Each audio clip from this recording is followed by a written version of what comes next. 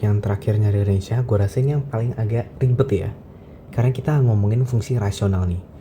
Sekarang gimana nih caranya kita tahu output range dari fungsi ini ketika kita tahu domainnya X lebih dari 1? Pertama kita harus tahu fungsi rasional tuh kayak gimana sih? Fungsi rasional itu biasanya bentuknya itu pasti seperti ini. Nah, kenapa kok aneh gitu sih? Kita coba lihat ya.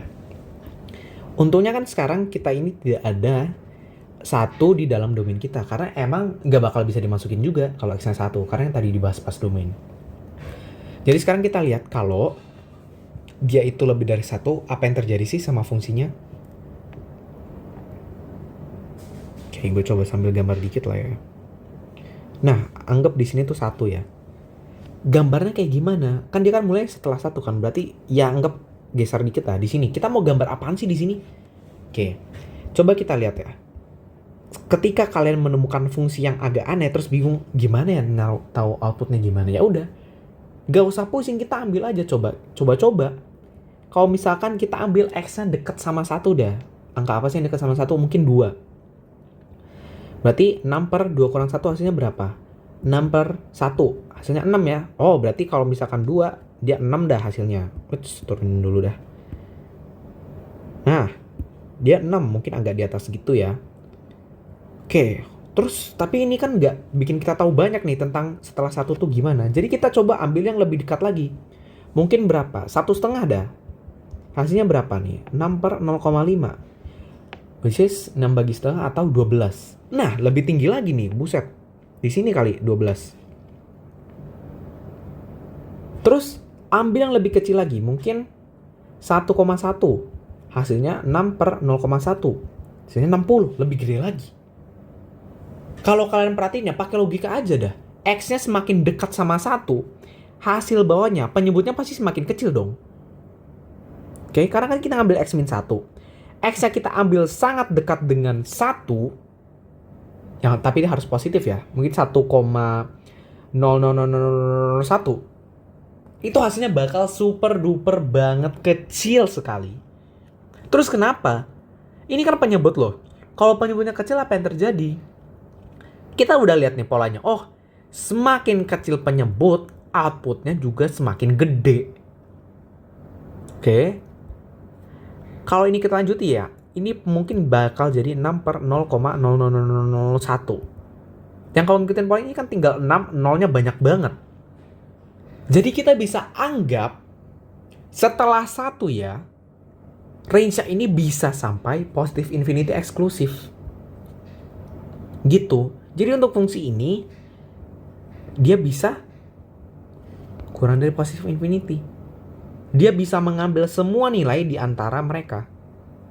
Bisa mengambil semua nilai sampai positive infinity. Tapi positive infinity ya nggak bisa dong. Karena kan itu cuma konsep ya, bukan angka. Gitu. Jadi, recapnya, kita tahu kalau fungsi ini tuh tidak ada batas atas. Meskipun kok kayaknya aneh banget ya, padahal cuma ngambil angka yang dekat sama 1, tapi bisa hasilnya jadi tak hingga gini. Oke, yang pertama. Yang kedua, dia ada batas bawah gak ya? Coba aja kita lihat. Kita kan tadi nentuin, oh berarti kalau penyebut makin kecil, hasilnya makin gede. Kalau kita ke kanan, ini kan gak ada batas kanan kan? Kita bisa masukin X gede apapun, apa yang terjadi? Kita pakai logika yang sama. Sekarang kalau kita ambil, misalkan nilai yang gede banget. Berapa kayak? Kita mulai dari 11 deh. Jadinya 6 per 10. 0,6. Kita coba ambil 6 per 101. Hasilnya 6 per 100. 0,06. Logikanya sama. Kita ambil angka yang gede banget. 1 dikurang 1 hasilnya 6 per 1. Nolnya banyak banget. 0,0 banyak banget. Ujungnya 6. Artinya ini angkanya bakal kecil banget. Oke. Kenapa bisa kecil banget? Karena penyebutnya kita bisa bikin segede apapun. Gitu. Bahkan sampai mendekati angka 0. Tapi bisa 0 nggak bisa. Karena lu mau ngambil segede apapun ya. Mau ambil angka segede apapun. Dia bakal tetap ada 6 per sesuatu kan. Dan gak mungkin jadi 0 karena ini kan pecahan biasa. Jadi bilang rasional.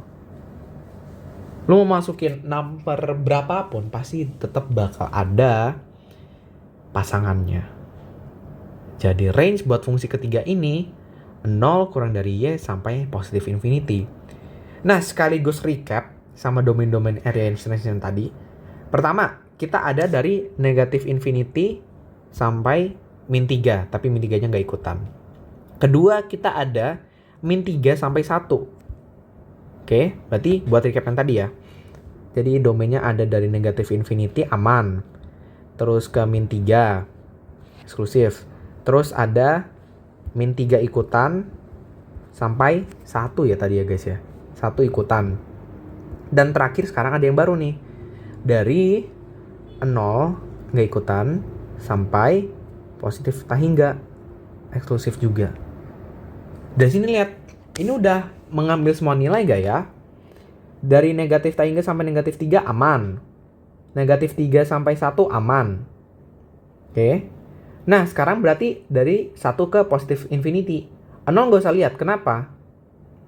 Karena 0 itu pasti udah masuk di sini kan. 0 sampai min 3 itu udah ke cover. Gitu. Jadi kalau ini kita gabungin kan pertama kita dapat min infinity sampai 1. Kalau kita gabungin sama 0 ke positif infinity, 0-nya kita nggak usah peduliin. Kenapa? 0 pasti masuk ke sini kan. Gitu. Dan satunya udah include nih. Satunya ada setelah 0. Berarti ia ada negatif infinity sampai positif infinity. Itu range dari piecewise function kita.